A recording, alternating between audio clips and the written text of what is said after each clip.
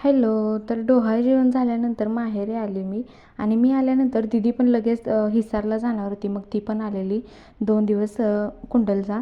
तर मेडिकलमध्ये गेलो आम्ही आणि तिथं थोडंसं काम होतं ते केलं आणि परत आलो ज्वेलरी शॉपमध्ये. कारण की दीदीच्या चांदीच्या अंगठी जी आहे ना, त्याचा वरचा जो खडा आहे ना तो पडलेला होता. मग तो बसवायचा होता. परत आलो आमच्या कुंडलमधलं सगळ्यात फेमस दुकान म्हणजे जवंजाळ दादांचं दुकान. म्हणजे त्याच्यात जिलेबी इतकी फेमस आहे की बोलायचं कामच नाही. महाराष्ट्रात प्रत्येकीकडे जिलेबी फेमस म्हटलं तर कुंडलचं जवंजाळ.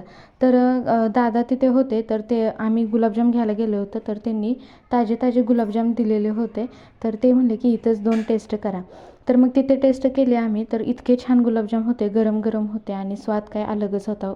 ते खाऊन झाल्यानंतर तिथून आम्ही बाहेर पडलो, गुलाबजाम घेतलं आणि घरी गेल्यानंतर ना पप्पांनी आम्हाला वडापाव आणलेले होते. वडापाव खाऊन ना दिवसाचा शेवट केला. तुम्हाला आजचा व्हिडिओ कसा आवडला तर नक्की कमेंट करून सांगा. चलो बाय.